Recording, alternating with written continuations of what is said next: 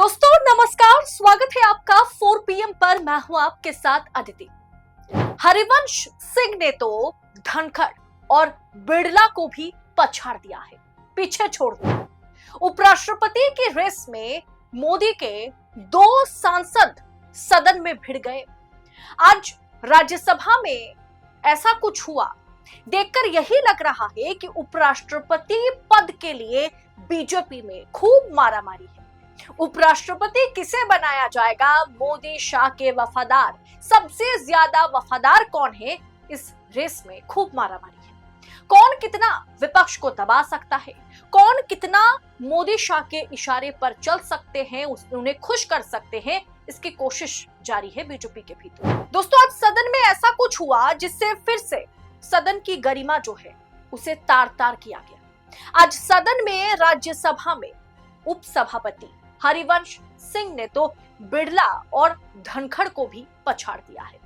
जब मल्लिकार्जुन खड़गे सीआईएसएफ की वेल में एंट्री पर बात करने लगे तो हरिवंश सिंह ने आज बिड़ला और धनखड़ को पीछे छोड़ दिया। सीधा खड़गे के साथ वो भिड़ गए और इस तरह से बात बिगड़ी कि मोदी के दो मंत्री मैदान में उतरे। राज्यसभा में सदन की कार्यवाही के दौरान सीआईएसएफ कर्मियों की मौजूदगी के मुद्दे पर आज फिर एक बार हंगामा हुआ। राज्यसभा के उपसभापति हरिवंश नारायण सिंह ने सवाल उठाया कि जब खड़गे ने उन्हें पत्र लिखा था तो फिर से मीडिया में उसे पब्लिक क्यों किया गया? उपसभापति ने इसे नियमों का उल्लंघन बताया। इस मुद्दे पर मल्लिकार्जुन से उन्होंने जिस तरीके से बात की वो वीडियो सोशल मीडिया पर भयंकर तेजी से वायरल है। वहीं इस मुद्दे पर मल्लिकार्जुन खड़गे ने कहा कि वो तो केवल अपने विरोध की बात कर रहे थे। उन्होंने कहा वे सभी को पत्र के बारे में जानकारी नहीं दे सकते थे, इसीलिए उन्होंने हर मीडिया से बात वो नहीं कर सकते, इसीलिए उन्होंने मीडिया में इसे पब्लिश किया, मतलब सोशल मीडिया पर पब्लिश किया ताकि सबको इसकी जानकारी हो। जरा अभी राज्यसभा की कुर्सी संभाल रहे हरिवंश सिंह ने, नारायण सिंह ने जो कुछ भी कहा है, जिस तरीके से उन्होंने कहा है, वो जरा एक बार आप सुनिए। आपको समझ में आ जाएगा कि इस कुर्सी पर यानी राज्यसभा के सभापति की कुर्सी पर परमानेंट बैठने की तैयारी में किस तरीके से हरिवंश सिंह जुटे हुए हैं। एटलीस्ट सोशल मीडिया पर विपक्ष वीडियो शेयर करते हुए यही दावा कर रहा है।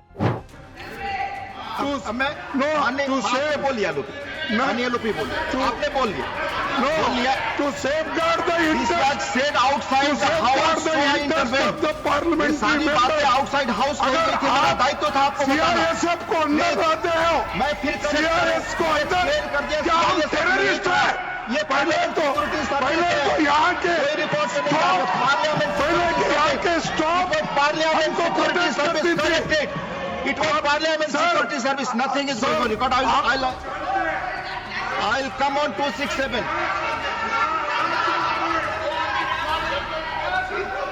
नहीं आप बोल चुके, माननीय एलओपी बोल चुके। प्लीज आपने अपनी बात कह ली, माननीय एलओपी आपने कह लिया। माननीय एलओपी को माइक दे। बोले हमारा आप सभी। हाँ, सर आप अपनी सीट पे जाएंगे। Sir please go back your seat. हमारे पार्लियामेंट के स्टाफ, एक मिनट, हमारे पार्लियामेंट के स्टाफ इतना सशक्त है कि हमारे को प्रोटेक्ट करने में वो मजबूत है और वो आपके कंट्रोल में आते हैं। लेकिन आप पुलिस को लाके, मिलिट्री को लाके यहाँ हाउस चलाना चाहते हैं। धन्यवाद। इसी हाउस में धन्यवाद मानिए सर। इसी हाउस में पार्लियामेंट सिक्योरिटी के राजनारायण जैसे आदमी को कोई नहीं यहाँ पर भ्रमित करने वाली चीजें न बोले। उठा के बाहर फेंका था। नो प्लीज, लेकिन आप हमको ये जो जिस ढंग से जो ट्वीट कर रहे हैं 267 विट्ठल भाई पटेल से। दोस्तों इस तरह से बात बिगड़ी कि LOP leader of opposition Rajya Sabha में मल्लिकार्जुन खड़गे के आरोपों का जवाब देने उतरे मोदी सरकार के दो मंत्री हरिवंश सिंह के साथ ये दोनों खड़े हो गए। खबर देखिए क्या है। राज्यसभा में आज क्यों हुआ बवाल? एलओपी खड़गे के आरोपों का जवाब देने उतरे मोदी सरकार के दो मंत्री। मल्लिकार्जुन खड़गे ने राज्यसभा में कहा कि हमारी संसद को इस स्तर तक गिरा दिया गया है, ये बेहद आपत्तिजनक है और हम इसकी स्पष्ट रूप से निंदा करते हैं। हम उम्मीद करते हैं कि भविष्य में सीआईएसएफ के जवान सदन के वेल में तब नहीं आएंगे जब सदस्य सार्वजनिक चिंता के महत्वपूर्ण मुद्दे उठा रहे हैं। ये बात जब मल्लिकार्जुन खड़गे कर ही रहे थे तो सबसे पहले हरिवंश सिंह भिड़ गए उनसे। वो उनको समझाने लगे कि आपने जो किया वो नियमों के खिलाफ है, आपने जो किया वो संसद की गरिमा को आपने खराब किया, आपने जो किया वो सरासर गलत है, आपने मुझे चिट्ठी लिखी उसे आपने पब्लिक कैसे किया, क्यों किया, ये गलत है। तो इधर से जेपी नड्डा भी उठ खड़े हो गए।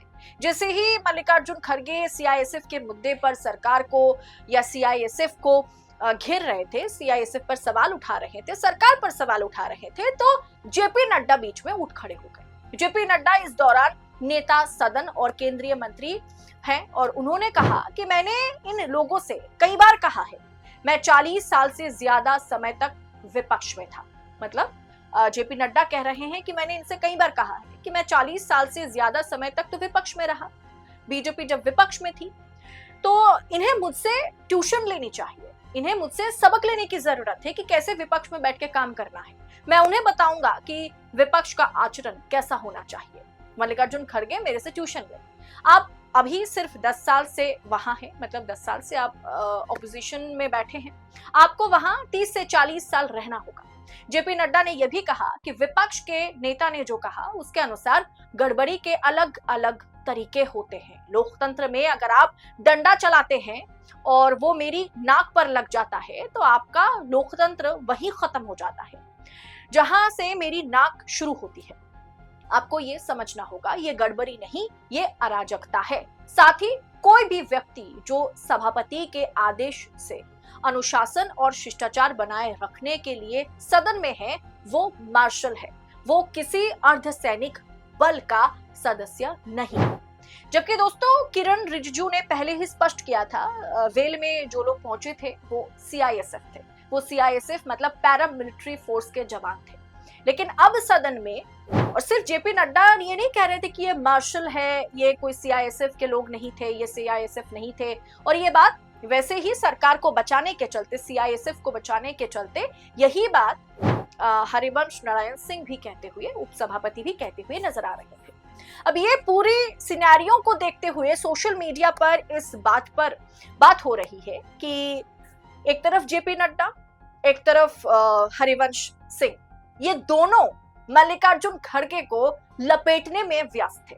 ये दोनों आज ये प्रूफ करने की कोशिश कर रहे थे कि कौन है जो सबसे ज्यादा राज्यसभा में विपक्ष को चुप कराने की क्षमता रखते हैं। जिसके बाद किरण रिजिजू, जैसे मैंने आपको कहा कि दो मंत्री उठ खड़े हो गए थे, तो उसके बाद इन दोनों के अलावा किरण रिजिजू भी बोलने लगे थे। अब खड़गे को क्यों चिट्ठी खड़गे ने लिखी तो लिखी, उसने मतलब उसे उन्होंने पब्लिक क्यों किया, ये कितना बड़ा अपराध है, यही कहने लगे। एक तरफ मल्लिकार्जुन खड़गे को यही बात दोहराने लगे, एक तरफ जेपी नड्डा, दूसरी तरफ हरिवंश नारायण सिंह। जो मैंने आपको थंबनेल में कहा कि उपराष्ट्रपति की कुर्सी पाने के लिए मोदी शाह के दो करीबी सांसद, दो करीबी नेता वो भिड़े तो वो मल्लिकार्जुन खड़गे से है, लेकिन हरिवंश सिंह हो या जेपी नड्डा हो, दोनों इस रेस में है। दोनों की बौखलाहट, छटफटाहट, कौन कितना ज्यादा विपक्ष को चुप करा सकते हैं, ये आज सदन में लाइव देखने को मिला। अभी उपराष्ट्रपति का चुनाव है, नाम का भी चयन नहीं हुआ। अब ऐसे में मोदी शाह के आगे ब्राउनी पॉइंट्स पाने की फुल कोशिश में सबके सब लगे हुए हैं और इस सूची में मतलब उपराष्ट्रपति बन सकते हैं जो तमाम नामों पर चर्चाएं हो रही है, उसमें जेपी नड्डा का नाम भी शामिल है, उसमें हरिवंश नारायण सिंह का भी नाम शामिल है, वो बतौर उप सभापति है भी। अब ऐसे में कौन सबसे ज्यादा अच्छे तरीके से राज्यसभा को संभाल सकते हैं, विपक्ष को चुप करा सकते हैं। सरकार के कही गई बातों को पहले दिन कहा गया कि ये सीआईएसएफ थे, दूसरे दिन कहा गया कि नहीं ये सिर्फ और सिर्फ पार्लियामेंट मार्शल थे। मतलब एक तरीके से पहले दिन जो कहा गया, सरकार ने जो कुछ भी कहा, दूसरे दिन उससे कैसे पलटना है, कैसे उससे यू टर्न लेना है, ये कौन सबसे बेहतरीन तरीके से विपक्ष के आगे रख सकता है, कौन सच को झूठ और झूठ को सच में तब्दील कर सकते हैं, इसके जद्दोजहद में ये दोनों हरिवंश नारायण सिंह और जेपी नड्डा यही करते हुए आज सदन में नजर आए। इसीलिए मैंने आपसे कहा कि कोशिश बहुत जोरों शोरों से है कि किसे उपराष्ट्रपति की कुर्सी मिल जाए, और उसके चलते आज उप सभापति हरिवंश नारायण सिंह ने तो धनखड़ और ओम बिरला को भी पछाड़ दिया है, उन्हें भी पीछे छोड़ दिया है।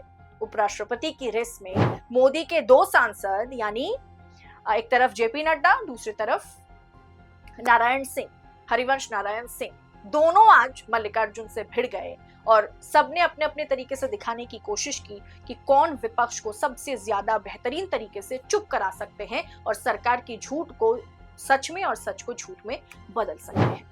फिलहाल आपको क्या लगता है, दोनों में से आप सबसे ज्यादा पॉइंट्स किसे देंगे? या मोदी शाह की पहली पसंद जेपी नड्डा या हरिवंश सिंह हो सकते हैं?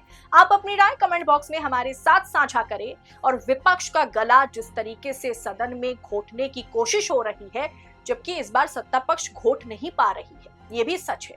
आपको क्या लगता है, इस पूरे विषय को आप किस अंदाज में आंक रहे हैं? कमेंट बॉक्स में अपनी राय हमारे साथ शेयर करें और ऐसी तमाम खबरों को, पॉलिटिकल हलचल को इसी तरीके से पाने के लिए 4 PM के साथ बने रहे। मुझे दीजिए इजाजत, जल्द होगी मुलाकात। बहुत बहुत शुक्रिया आप सभी का। जय हिंद, जय भारत।